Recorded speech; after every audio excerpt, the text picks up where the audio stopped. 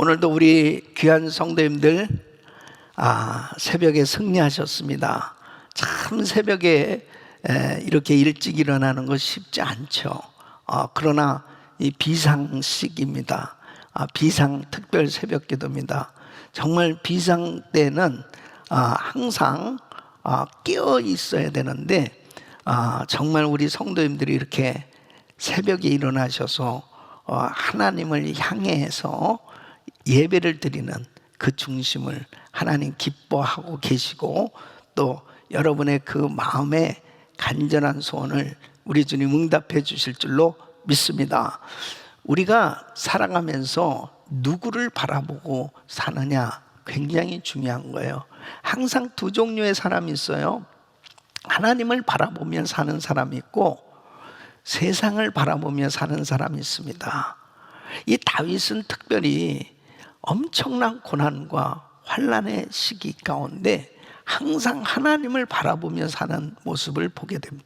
그 하나님을 바라보면서 살았던 사람, 다 죽을 것 같고 망한 것 같고 끝장날 것 같은 그런 시험 가운데서도 어떻습니까? 그 위대하신 하나님의 손길로 그를 건져주시고 그를 보호해 주시고 사랑해 주시고 회복시켜 주시고 사용하시니까 축복의 사람으로, 축복의 인생으로 위대한 하나님 앞에 영광 돌리는 복된 생애가 되는 것을 볼 수 있어요. 우리 사랑하는 성도 여러분, 100일 특별 새벽 기도회 하는 동안 우리는 새벽부터 첫 시간부터 하나님을 찾고 하나님의 얼굴을 구하고 있습니다.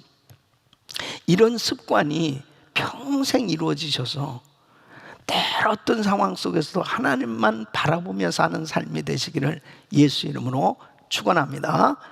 자, 34편. 오늘 이 34편의 표제를 보시면은 다윗이 아비멜렉 앞에서 미친 채 하다가 쫓겨나서 지은 시, 그렇게 기록되어 있어요. 이 시편의 제목이 말해주듯이 사무엘상 21장에 보면은 다윗이 이 사울에게 쫓겨다니면서 이젠 도무지 이 이스라엘에 거할 수가 없는 그런 상황이 됐어요. 그때 이 블레셋 진영으로 이제 망명을 가는 거예요. 블레셋 진영으로 피신을 하는데, 그래서 이제 이 아기스 왕 앞에까지 간 거예요. 그랬을 때 그 신하들이 아니 저 사람 다윗 아니야? 사울이 죽인 자는 천천히요 다윗이 죽인 자는 만만히로다 했던 저 사람 아니냐? 자기를 알아보는 거예요. 얼마나 놀랬겠습니까? 거기서 완전히 이 다윗은 패닉 상태잖아요. 이게 도간에 든 쥐처럼 이제 잡히는 거 아닙니까? 그때 미친 척을 하는 겁니다. 침을 질질 흘리면서 미친 짓을 하니까 저 미친놈 아니야 그러고 내쫓았어요. 그래서 그 위기를 모면하고 정말 그 10년 감수한 그 마음으로 이 가운데서도 하나님께서 지혜를 주시고 은혜를 주셔서 이렇게 살려주신 것에 대해서 감사하면서 찬양하는 내용입니다. 여러분, 우리 인생이 살아가면서 참 위기를 만날 때 있잖아요. 그 위기를 만났을 때 하나님의 은혜로 구원받는 역사가 일어나는데, 오늘 이 말씀 보면 구체적으로 하나님은 어떻게 구하시고 역사하시는가, 이 천사를 보내서 구해 주셨다 하는 거예요. 그 7절 말씀 보면 여호와의 천사가 주를 경외하는 자를 둘러 진치고 그들을 건지시는도다 그랬습니다. 여러분, 우리가 알든 모르든 우리 구원받은 하나님의 자녀들에게 항상 이 천사들이 돕고 있다는 걸 아셔야 됩니다. 제 주변에도 천사가 있어요. 여러분, 히브리서 1장 14절에 보면 모든 천사들은 부리는 영으로서 구원 얻을 후사들을 위하여 섬기라고 보내심이 아니뇨 그랬습니다. 그러니까 엘리사가 도단에 있을 때 아람 군대가 엘리사를 포위하고 있었어요. 그때 아침에 그 엘리사의 사환이 일어나서 보니까 완전히 군대가 포위하고 있네. 와, 이제 죽게 되었다. 근데 이 엘리사는 영의 눈이 딱 띄어져서 보니까 우리와 함께한 자가 저들보다 많으니라. 이 사환은 환경만 보니까 현실적인 상황에서 보면 아니 지금 군대가 지금 아람 군대가 완전히 포위하고 있고 우리 둘밖에 없는데 무슨 우리와 많아. 하나님 이 사환의 눈을 떠서 보게 하라고 그러니까 불말과 불병거로 무장된 이 천군 천사가 이 엘리사를 완전히 보호하고 있는 거예요. 결국 어떻게 됩니까? 그 천사들에 의해서 이 아람 군대들은 그냥 다 한순간에 소경이 돼가지고 어디가 어딘지도 모르고 완전히 그냥 일망타진하지 않습니까? 여러분, 우리가 영적인 세계가 있다는 걸 아셔야 돼요. 하나님의 자녀들을 특별히 섬기도록, 구원받은 하나님의 자녀들을 섬기도록 다 이렇게 경호원들을 붙여주는 것처럼 아주 귀한 천사들을 우리에게 섬기라고 붙여주셨다는 걸 아셔야 됩니다. 아멘 한 사람은 확실히 그래요. 하나님께서 우리를 보호해 주실 뿐만 아니라 우리의 필요한 것까지도 다 채워주시는 하나님이에요. 그래서 8절로 10절에 다윗은 이렇게 말합니다. 너희는 여호와의 선하심을 맛보알지어다. 그에게 피하는 자는 복이 있도다. 너희 성도들아 여호와를 경외하라. 그를 경외하는 자에게는 부족함이 없도다. 젊은 사자는 궁핍하여 줄일지라도 여호와를 찾는 자는 모든 좋은 것에 부족함이 없으리로다. 할렐루야. 이스라엘 백성들이 광야에서 맨날 만나만 먹어야 되느냐고 불평불만을 했어요. 정말 애굽에서는 그렇게 고기도 먹고 그랬는데 여기서는 고기도 먹을 수 없다 그러니까 하나님께서 하루아침에 그냥 메뚜기 떼를 쫙 보내면서 메뚜기들이 이 이스라엘 백성들 그 장막친들 앞에서 날라와서 그냥 죽는 거예요. 날 잡으시오. 날 잡아 먹으시오. 그러면서 그냥 그 고기를 실컷 먹지 않습니다. 모든 만물이 다 주님의 손에 있어요. 필요하면 하나님께서 그때그때마다 다 채워주시는 거예요. 그러면 하나님을 경외하는 사람에게 이렇게 하나님은 필요한 것들을 다 채워주시는데 누가 여호와를 경외하는가 하는 거죠. 다윗은 몇 가지로 여호와를 경외하는 사람의 특징을 말하고 있어요. 자, 13절로 14절 보면은 내 혀를 악에서 금하며 내 입술을 거짓말에서 금할지어다. 악을 버리고 선을 행하며 화평을 찾아 따를지어다. 바로 이런 사람이 하나님을 경외하는 사람이라는 거예요. 하나님을 경외하는 사람은 하나님을 두려워하는 마음으로 입술로 악을 멀리하고 선을 행하며 화평을 추구하는 사람이라는 것입니다. 그러니까 중요한 것은 하나님을 경외하는 사람은 입술로 하나님을 찬양하는 사람이에요.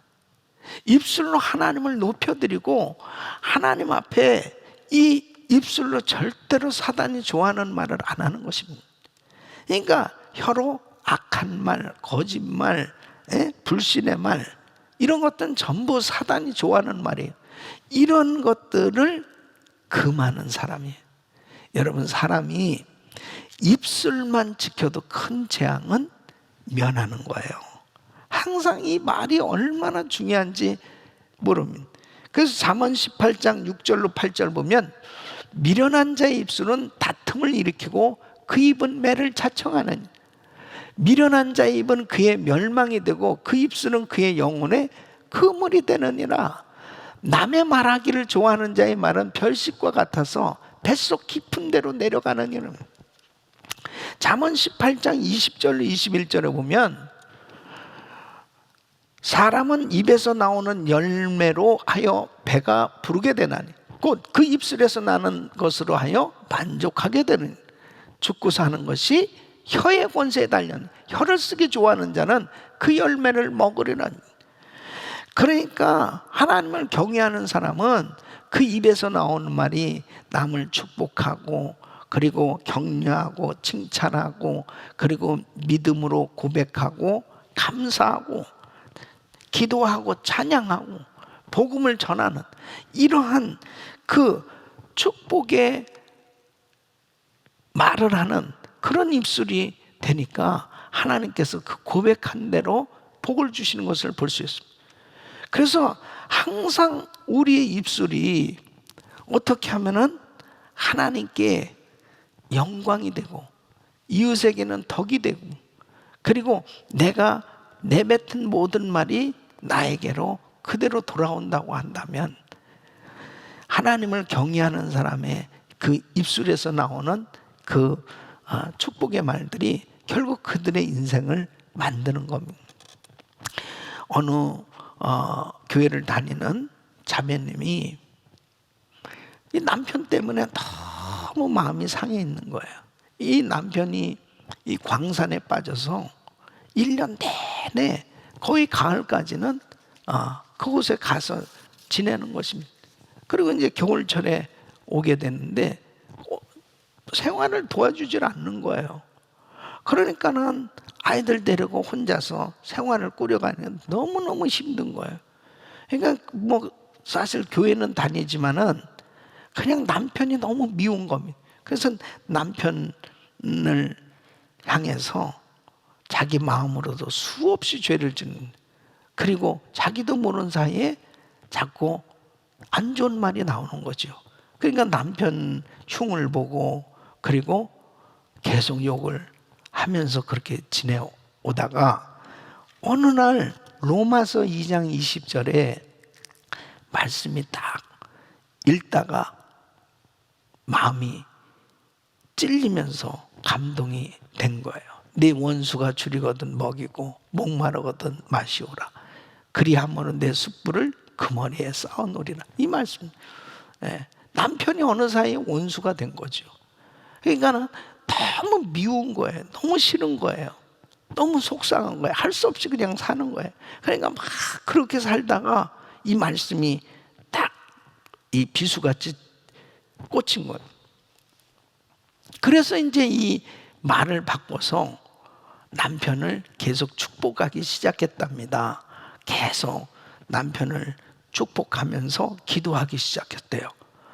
그러면서 놀라운 일이 벌어진 거예요. 편지가 남편에게서 왔는데 한 번도 자기가 정말 이게 결혼해서 이런 소리를 들어본 적이 없었다는 거죠. 뭐라고 그러냐면, 여보 고생이 많았어. 무심했던 나를 용서하시구려. 앞으로 매달 생활비를 보낼 것이니 이제 생활 걱정 말고 몸이나 조심하세요. 그러면서 생활비가 왔다는. 그러니까 편지만 보낸 게 아니고 생활비가 왔다는 게 중요한 거죠. 그러니까는 그냥 마음이 녹아진 거죠. 너무너무 정말 자기는 이게 기적을 경험한 거죠. 그러면서 또 가을쯤 돼서 편지가 왔는데, 이제 방랑 생활을 중지하고 당신과 애들과 함께 지내고 싶어요 하면서 집에 왔는데 진짜 남편이 완전히 변해 있더라는 거예요. 너무 좋은 남편, 훌륭한 남편으로 바뀌어져 있더라는 것입니다. 여러분, 자기도 모르는 사이에 자기 입에서 나오는 이 말이 자기 인생을 만들고 있다는 걸 아셔야 돼요. 왜냐하면 그 언어의 배후에는 치열한 영적 전투가 벌어지고 있는 것입니다. 이 사단은 끊임없이 분열을 가져다 주고 그리고 망가지게 하려고 계속 역사하고 있습니다. 그럴 때마다 내 마음을 지켜야 되는 거예요. 그리고 말씀 그대로 계속 축복하면 결국은 사단이 떠나가고 성령님이 역사하시니까 이 축복의 역사의 환경으로 사람도 바뀌어지고 환경도 바뀌어지는 줄로 믿습니다. 특별히 이렇게 코로나 바이러스 사태로 인해서 여러 가지 어렵잖아요. 이렇게 어렵고 힘들 때 자꾸 남편을 탓하고 부인을 탓하고 또 환경을 탓하면서 계속 이렇게 불평하고 원망하고 부정적인 말하면 결국 이 환경은 자연스럽게 그렇게 안 좋은 환경으로 만들어질 수밖에 없어요. 이럴 때일수록 더 서로 격려해 주는 거예요. 여보 괜찮아. 아니 뭐 안 되면 어때? 아니 또 다시 하면 되는 거지. 아니 어제도 어떤 분이 어떤 목사님이 정말 이렇게 PPP가 다 될 줄 알고 모든 것이 다 이렇게 이제 이렇게 하면 해결될 줄 알고 그랬는데 은행에서 안 된다는 그런 편지를 받고 너무 실망해 있는 아내한테 자기가 그렇게 얘기했다는, 여보 원래 이거는 없었던 거 아니야. 우리 게 아니잖아 원래. 그런데 뭐 그것 때문에 괴로워할 거 뭐 있어. 원래 우리 게 아닌데 원래 없었던 건데 그렇게 격려하면서 괜찮아 예. 여러분 항상 똑같은 상황에서도 그런 상황을 어떻게 처리하느냐가 중요한 것입니다. 하나님 앞에 자꾸 내 입술로 축복하고 격려하고 그리고 희망을 주면 다시 일어날 수 있는 거예요. 좋은 환경으로 바뀌어집니다. 그래서 하나님을 경외하는 사람이 복을 받는 이유가 늘 하나님을 두려워하는 마음으로 살아가니까 입술을 지킬 줄 알고 마음을 지킬 줄 알고 행동을 지키니까 그의 삶에 놀라운 축복의 열매가 맺어지게 되는 것입니다. 그래서 17절로 19절 보면 의인이 부르짖음에 여호와께서 들으시고 그들의 모든 환난에서 건지셨다. 여호와는 마음이 상한 자를 가까이 하시고 중심으로 통회하는 자를 구원하시도다. 의인은 고난이 많으나 여호와께서 그의 모든 고난에서 건지시는도다. 할렐루야. 하나님께서 우리 모든 성도님들을 고난에서 건져주실 줄로 믿습니다. 자, 35편은 다윗은 자기보다 힘센 사람, 정말 이 원수가 너무 자기보다 모든 면에서 무장되어 있고 가지고 있고 높은 위치에 있는 사람이란 말이에요. 그렇게 힘센 원수들과 싸울 때 주님께서 직접 싸워주셔서 이기게 해달라고 그렇게 간구하는 내용입니다. 여러분 세상에서도 나보다도 더 힘센 사람이 있다면 또 우리나라보다도 더 힘센 그런 나라들에게서 괴롭힘을 당한다면 어떻게 하겠습니까? 나보다 더 힘센 그 나를 괴롭히는 사람, 나를 괴롭히는 나라보다 더 힘센 사람, 힘센 나라와 동맹을 맺으면 어떻게 됩니까? 그러면 안심할 수 있는 거 아니에요. 마치 대한민국이 미국과 동맹을 맺고 있습니다. 미국은 세계 최강대국이에요. 미국과 동맹을 맺고 있다는 건 뭐냐면 대한민국을 치면은 바로 즉시 동맹을 맺은 미국이 그 전쟁에 개입을 합니다. 그러니까 대한민국이 보호를 받을 수 있죠. 그러나 한미 동맹이 깨져버리면 어떻게 되냐면 전쟁이 일어나도 미국이 절대 관여 안 합니다. 절대 관여 안 하는 나라들은 어떻게 돼요? 결국은 먹히는 거죠. 그러니까 이 공산주의자들은 한미 동맹을 깨버리게 하려고 하죠. 그러기 때문에 정신을 바짝 차려야 됩니다. 다윗은 이걸 알았어요. 자기보다 더 힘센 나라, 자기보다 더 힘센 그런 이 원수를 이기는 방법은 뭐냐? 전능하신 하나님이 내 편이 돼주면 된다는 거예요. 전능하신 하나님, 위대하신 하나님이 내 편에 대해서 대신 싸워주시면 나는 이길 수 있다. 이걸 확신한 겁니다. 이게 신앙이에요. 그래서 5절로 6절 보시면은 우리 같이 읽습니다. 시작. 그들을 바람 앞에 겨와 같게 하시고 여호와의 천사가 그들을 몰아내게 하소서. 그들의 길을 어둡고 미끄럽게 하시며 여호와의 천사가 그들을 뒤쫓게 하소서. 그래서 하나님께서 주의 천사들을 보내셔서 막아주시고 대신 싸워주셔서 승리할 수 있게 해주세요.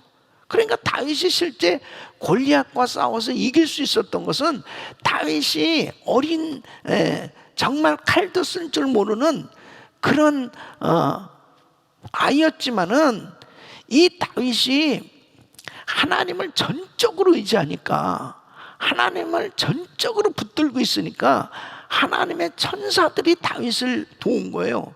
그러니까 골리앗도 때려 눕힐 수 있었던 거죠. 다윗이 가는 곳마다, 전쟁할 때마다 승리할 수 있었던 것은 결국 다윗이 그 하나님을 전적으로 의지하니까 하나님께서 천사를 보낸 거예요. 그래서 결국은 다윗이 승리할 수 있도록 그렇게 역사해 주신 걸 볼 수 있습니다. 롯을 하나님이 구원해 주실 때도 미리 천사를 보내시잖아요.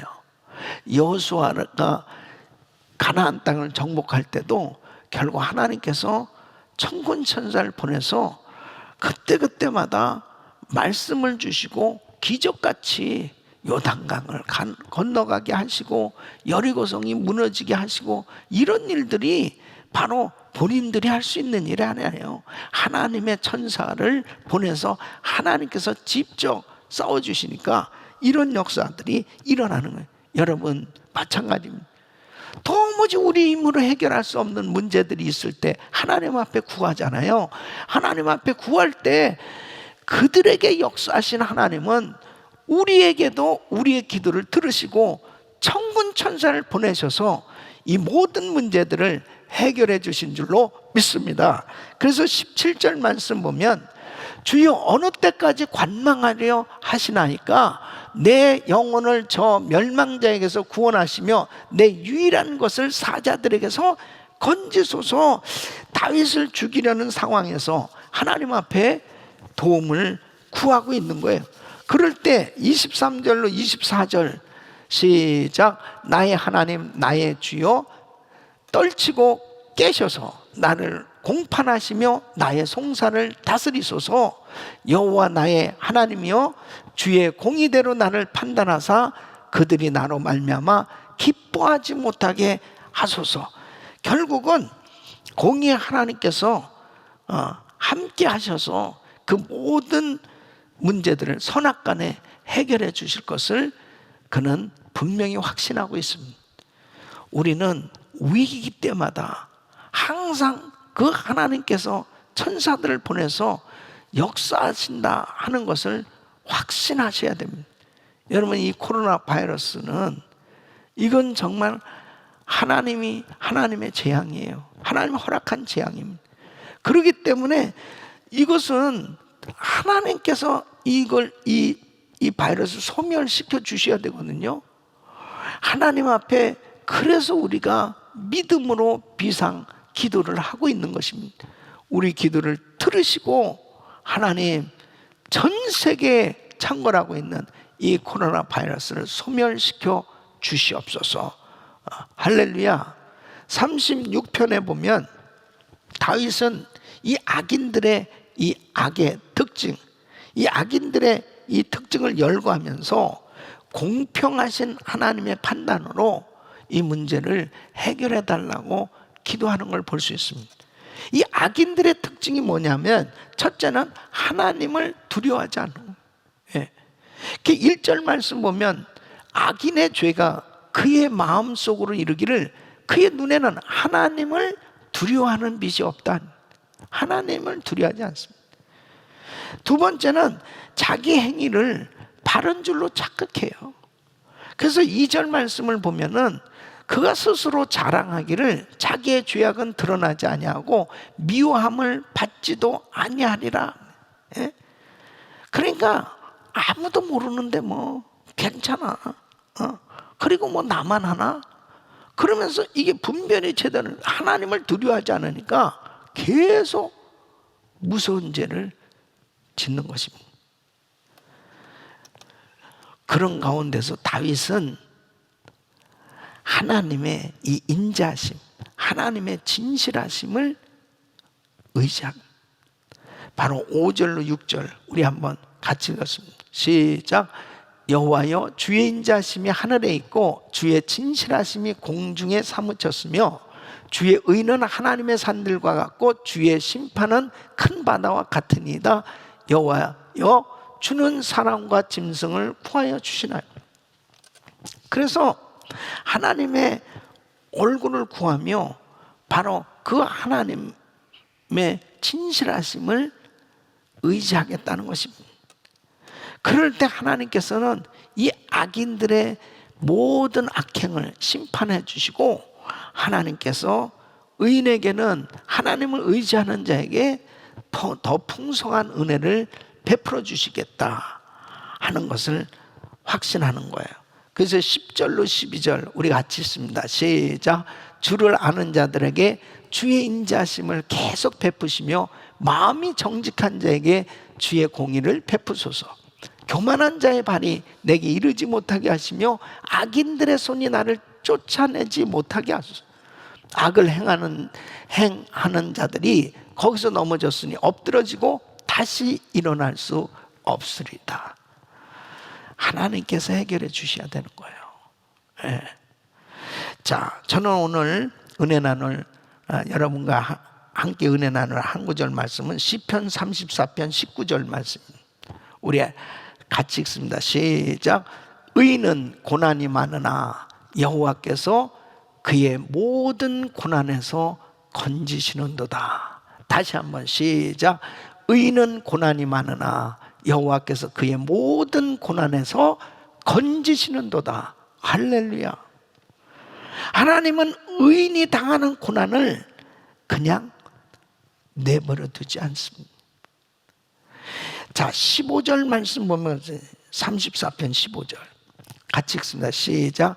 여호와의 눈은 의인을 향하시고 그의 귀는 그들의 부르짖음에 기울이시는도다. 그랬습니다. 여호와의 눈은 누구를 향하고 있어요? 의인을 향. 자, 그러면 의인이 누굽니까? 의인이 누구예요? 누가 의인이에요? 바로 의인은 하나님의 백성, 하나님의 자녀. 자, 그럼 우리는 의인입니까? 우리는 의인이에요? 얘 또 헷갈리잖아요. 벌써 따라했습니다. 나는 의인이다. 자, 그럼 내가 어떻게 의인이 된 거예요? 예수를 믿음으로. 바로 예수를 믿을 때 갈라디아서 2장 16절 말씀 보면 사람이 의롭게 되는 것은 율법의 행위로 말미암이 아니요 오직 예수 그리스도를 믿음으로 말미암은 줄 알므로. 믿습니까? 예수를 믿음으로 내가 의롭게 되는 거예요. 우리도 그리스도 예수를 믿나니 이는 우리가 율법의 행위로서가 아니고 그리스도를 믿음으로써 의롭다함을 얻으려 합니다. 율법의 행위로서는 의롭다함을 얻을 육체가 없는. 그러니까 예수님 때문에 우리가 의롭게 된 거예요. 예수를 믿음으로 우리가 의인이 된 거예요. 그래서 로마서 3장 28절 같이 읽습니다. 시작. 그러므로 사람이 의롭다 하심을 얻는 것은 율법의 행위에 있지 않고 믿음으로 되는 줄 우리가 인정하는. 그래서 예수 그리스도를 나의 구주로 주님으로 영접하는 자, 꼭 그 이름을 믿는 자 하나님 자녀가 되는 권세를 주셨으니 바로 예수 믿고 하나님의 자녀가 됐어요. 하나님 자녀에게는 의롭다 인쳐 주신 거예요. 그래서 내가 의인이 된 거예요. 믿습니까? 그래서 저와 여러분은 예수님 때문에 의인이 됐다니까요. 이거는 어마어마한 축복이에요. 의인이 된 거예요. 예. 그러니까 하나님께서는 바로 여호와의 눈은 누구를 향하시고? 의인을 향하시고. 이 세상에 수십억 인구가 있어요. 수십억 인구 가운데서 하나님의 눈은 예수 믿는 하나님의 자녀들에게 향하고 계시다는 걸 아셔야 돼요. 그 예수님의 자녀들 가운데 누구에게? 나에게. 고난의 때에 의인은 고난이 많아요. 예수 믿는 하나님의 자녀들도 역시 고난을 받고 있어요. 경건하게 살려고 하면 더 많은 고난이 와요. 그러나 중요한 것은 여호와께서 의인에게 그 모든 고난에서 건져주시겠다. 할렐루야. 건져주시겠다. 자, 그러면 우리 의인들은, 예수 믿는 하나님의 자녀들은 어떻게 이 고난을 당할 때 해결합니까? 바로 그 고난을 해결하실 수 있는, 환난을 당하나 담대하라 내가 세상을 이겼노라, 바로 세상을 이기신 예수, 바로 그분 앞에 나가서 기도함으로 이 모든 고난의 문제가 해결되잖아요. 기도하는데, 근데 중요한 것은 바로 기도할 때 담대함을 가져야 되는데, 이 담대함은 내가 철저히 회개되어졌을 때 회개된 심령이 바로 의인의 심령이에요. 그러니까 내 마음에 자꾸 책망할 것이 있는 그러한 것들이 많잖아요. 그러면 이 기도가 잘 안 되는 겁니다. 기도가 꽉 막혀요. 그래서 요한일서 3장 20절로 22절 보면, 이는 우리 마음이 혹 우리를 책망할 일이 있어도 하나님은 우리 마음보다 크시고 모든 것을 아시기 때문이라. 사랑하는 자들아, 만일 우리 마음이 우리를 책망할 것이 없으면 하나님 앞에서 어떻게 해요? 담대함을 얻고 무엇인지 구하는 바를 그에게서 받나니, 이는 우리가 그의 계명을 지키고 그 앞에서 기뻐하시는 것을 행하면. 그러니까 우리가 예수 믿기 전에는 죄가 죄인지 모르고 살았었어요. 그냥 양심에 따라서 그냥 살았던 거예요. 근데 내가 예수를 믿고 하나님의 자녀가 되고 난 다음에 달라진 건 뭐냐? 우리는 말씀을 따라 사는 사람들로 바뀌어진 거예요. 우리에게는 하나님의 말씀이 있어요. 이제는 말씀을 쫓아가는 삶이 된 거예요. 그래서 그 말씀에 순종하며 살아갈 때 내 마음에 담담이 생겨요. 그 말씀을 쫓아가니까. 그런데 내가 의인은 됐지만 하나님의 말씀에 불순종하고 하나님 말씀을 쫓아가지 않는 삶이 되어졌을 때는 이 마음에 자꾸 책망할 것이 생겨지니까 어떻게 돼요? 담대함을 잃게 되는 거예요. 그 담대함을 잃게 되면 어떻게 되느냐? 자꾸 기도가 안 돼요. 계속 불편해지는 거예요. 그러면서 마귀가 자꾸 송사를 하는 거죠.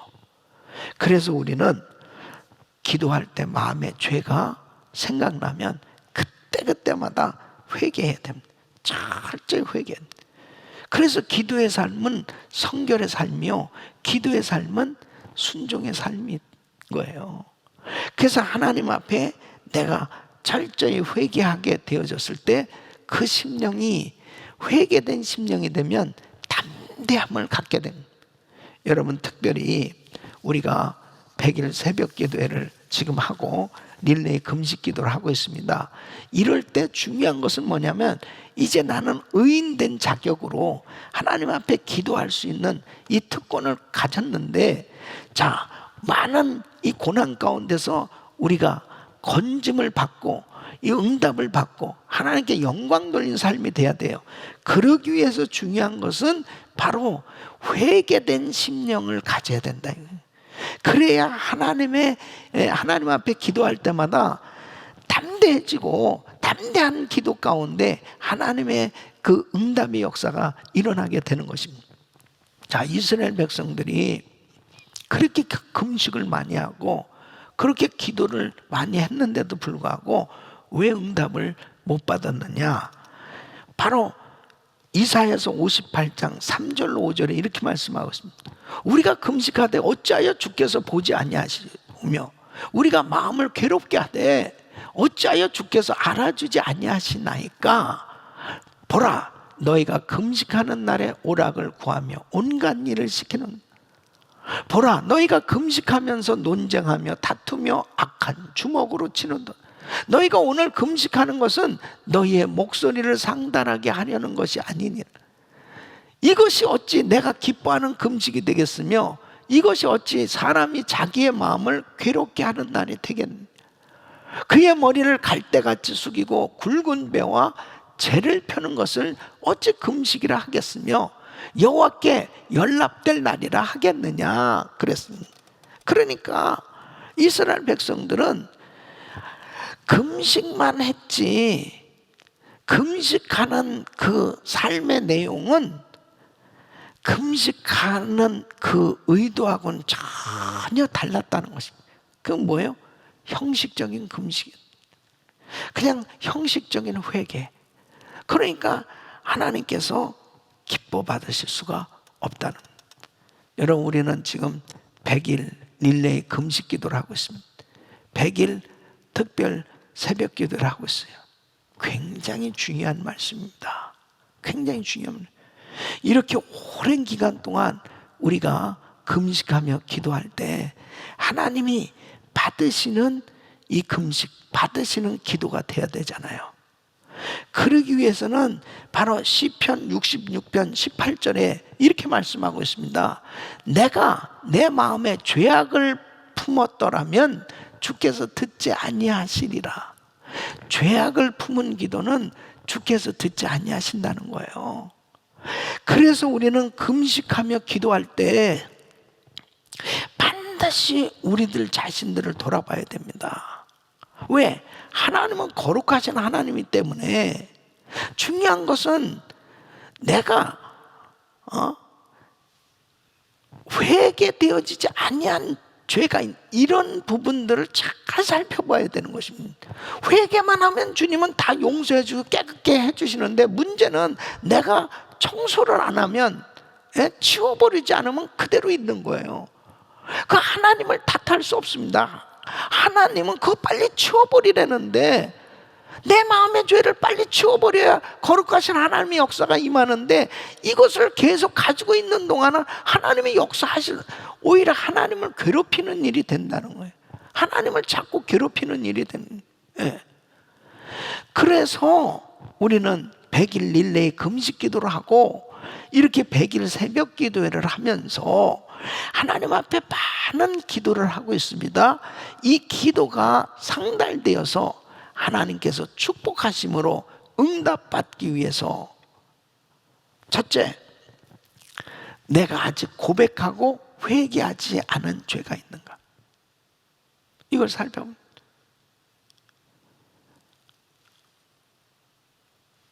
여호수아가 여리고성을 함락했는데 아이성 실패했어요. 막 괴로워하면서, 아니 도대체 하나님이 허락해 주시는, 응답해 준다는 왜 안 되냐 말이에요. 금식하면서 막 괴로워하고 있어요. 그때 하나님의 음성이 들려오잖아요. 여호수아야, 왜 엎드려 있냐, 왜 엎드려 있냐. 나중에 보니까 아간의 죄가 발견된, 이게 은밀한 죄입니다. 하나님은 아셨던 거죠. 회개되지 않은 죄가 있는지. 이렇게 예배를 드리는 것이 바로 하나님 앞에 말씀을 읽고 묵상하는 것이 우리에게 꼭 필요한 것이 뭐냐면, 우리의 심령을 볼 수 있는 기회를 갖는 거예요. 이것이 참 중요한 것입니다. 그래서 순간순간 기도하면서 떠오르는 죄들을, 이걸 다 회개하면서 치우는 거예요. 두 번째, 내가 원망 들을 만한 사람인, 제단에 예물을 들어 원망 들을 만한 일이 있으면 가서 화목하고 와서 제단에 원망 들을 만한, 이건 벌써 뭐예요? 관계가 깨졌다는 거예요. 이것을 살펴봐야 됩니다.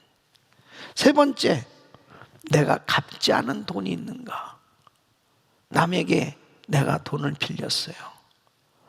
그랬다면은 그거 갚아야 됩니다. 근데 내가 갚을 형편이 안 되잖아요. 그러면은 연락이라도 하고 정말 이렇게 약속이라도 좀 제가 최선을 다해서 꼭 갚겠습니다. 그러면서 정말 그렇게 관계를 만드는 것이 얼마나 중요한지 몰라요. 예, 특히 우리 크리스천들일수록 이 물질 관계 이거 분명하게 해야 됩니다.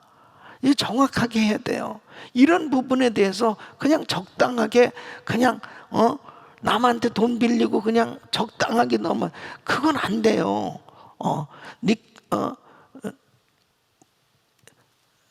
말이 잘 안 나오네. 그래서 빌린 것이 있다면 오히려 더 나중에는 고맙잖아요. 나한테 빌려줬으니 얼마나 고마워요. 그래서 나중엔 더 살해를 할 만큼 또 그렇게 기도해야죠. 난 늘 우리 성도들 위해서 기도하는 게 하나님 시간과 물질의 자유함을 갖게 해주시고 마음껏 후히 베풀고 나누고 그렇게 살게 해주세요. 그렇게 기도하잖아요. 그러면 그렇게 된다니까요. 아니 주님의 손에 모든 게 다 있는데 그래서 이 물질 부분 여기에 걸리면 안 돼요. 그 다음에 네 번째, 내가 사과하지 않은 사람이 있는가? 내가 정말 꼭 사과해야 될 그런 일이 있다면 사과를 해야 됩니다. 이게 가장 가까운 내 아내일 수도 있고 내 남편일 수도 있어요. 내 부모일 수도 있고 형제일 수도 있고 또 자식일 수도 있어요. 누구라도 내가 사과하지 않은 사람이 있다면 사과하셔야 돼요. 특히 이번에 이런 코로나 바이러스 사태를 보니까 참 이렇게 정말 한국에서 장례식을 치러야 되는 경우는 참 지금 한국에 나가지도 못하고 나가면 그냥 이 14일 2주 격리가 되니까 이거 도무지 그 다음에 가장 가까운 사람들의 이 장례식도 그냥 가지도 못하고 참 이 기가 막힌 일입니다. 정말 얼마나 참 안타까운 일이 발생하는지 몰라요. 그 마음이 얼마나 아픈지 몰라요. 이런 상황 가운데 막 가까운 사이라 하더라도 이게 코로나 바이러스로 인해서 세상을 떠나면 이게 서로 만나서 얘기도 못하고서 그냥 세상을 떠나는 이런 비극적인 일들이 벌어진 그럴 때 생각해 보면 사람이 한번 다 이렇게 떠나게도 되고 별 희한한 일들이 많이 벌어지고 있는데 내가 용서 못할 게 뭐가 있고 사과 못할 게 뭐가 있겠고 우리가 서로 건강하게 서로 이렇게 만나고 같이 살 때 서로 사랑한다고 좀 고백해주고 그리고 정말 이렇게 격려해주고 그럴 수 있는 게 얼마나 귀한 일일까. 또 특별히 우리가 이제 이렇게 교회 생활을 하다 보면 그렇잖아요. 막 너무 가깝게 지내다 보면 이게 참 오버해서 서로 불편한 일도 생기고 또 오해되는 일도 생기고 참 그렇잖아요. 그래서 그렇게 좋은 관계였다가도 서로 불편해서 이렇게 헤어지기도 하고 막 미워하기도 하고 그리고 불편한 관계가 되기도 하지 않습니까? 사실. 근데 이렇게 서로들 못 만나게 되고 막 그럴 때일수록 이러다가 그냥 천국에서 만날 수도 있는 거예요. 그럴 때 생각해 보세요. 육신을 가지고 사는 짧은 시간 가운데 뭐하러 원수 지고 살겠어요.